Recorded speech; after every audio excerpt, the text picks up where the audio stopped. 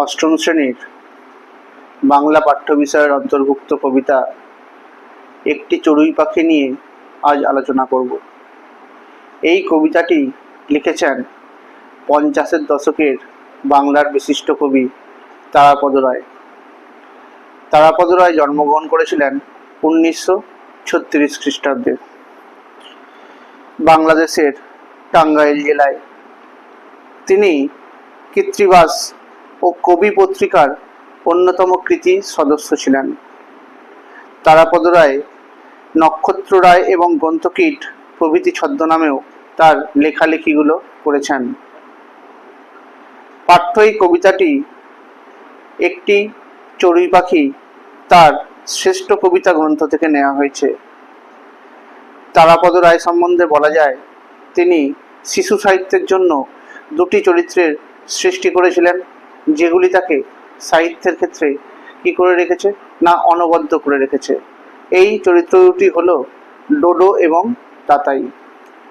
পাঠ্য এই কবিতাটির বিষয়বস্তু আমি এখন পাঠকদের সামনে তুলে ধরব। বাংলা সাহিত্যের পশু পাখি এবং প্রকৃতিকে নিয়ে নানান ধরনের উপমা এবং গল্প কবিতা ব্যবহার করে অনেক কবি তাদের রচনাগুলি রচিত করেছেন। ঠিক তেমনই 50-এর দশকের একজন অন্যতম জনপ্রিয় কবি হলেন তারাপদ রায়। তিনি প্রকৃতি পশু পাখিকে অবলম্বন করে মানুষের মনে আটকে থাকা ভাবকে সাহিত্যের আঙিনায় তুলে ধরেছেন। তার রচিত কবিতাগুলি মধুর সহজ সরল ভাষার মাধ্যমে মানুষের মনের কথাকে প্রাণবন্ত করে তুলেছে। কবি তারাপদ রায়ের রচনায় কখনো প্রকৃতি প্রেমকে খুঁজে পাওয়া যায়, আবার কখনো বা রোমান্টিক কবিকে পাওয়া যায়। সব কবিদের মতো তারাপদ রায়েরও কিছু উল্লেখযোগ্য কবিতা নিয়ে প্রকাশিত হয়েছে তার শ্রেষ্ঠ কাব্যগ্রন্থ শ্রেষ্ঠ কবিতা। আর পাঠকদের এই উল্লেখিত একটি চড়ুই পাখি কবিতাটি তার সেই শ্রেষ্ঠ কবিতা নামক কাব্যগ্রন্থ থেকেই নেওয়া হয়েছে।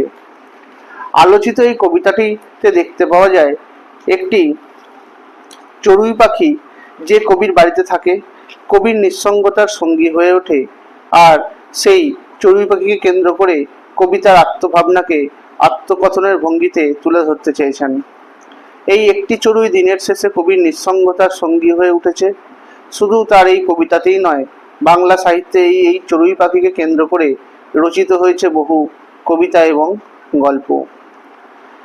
তাই পাঠ্যে উল্লেখিত তারাপদ রায়ের একটি চড়ুই পাখি কবিতাতেও চড়ুই পাখির কাজকর্মকে উপলব্ধি করে কবি তার সঙ্গে নিজেকে একাত্ম করে তুলেছেন। এই কবিতার মাধ্যমে কবি বলতে চেয়েছেন, মানুষ সমাজবদ্ধ জীব।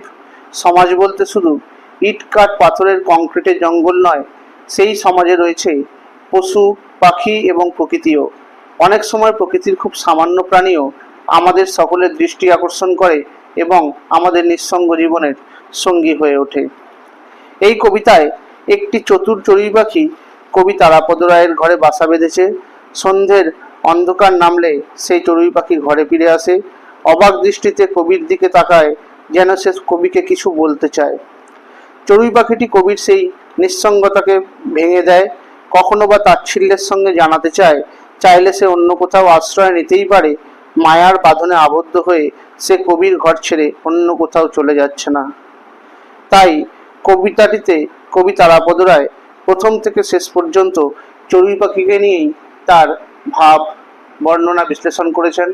আর তাই কবি এই কবিতার নাম দিয়েছেন একটি চড়ুই পাখি। তোমরা ভিডিওটি লাইক করে দেবে, শেয়ার করে দেবে, আর চ্যানেলটিতে নতুন হলে চ্যানেলটিকে সাবস্ক্রাইব করে দেবে, আর পাশে থাকা বেল আইকনটি প্রেস করে দেবে, যাতে করে তোমরা ভিডিওর নোটিফিকেশনগুলো পেতে পারো। তোমরা আমায় ফেসবুক পেজে ফলো করে দেবে আর ইনস্টাগ্রামেও ফলো করে দেবে। ধন্যবাদ।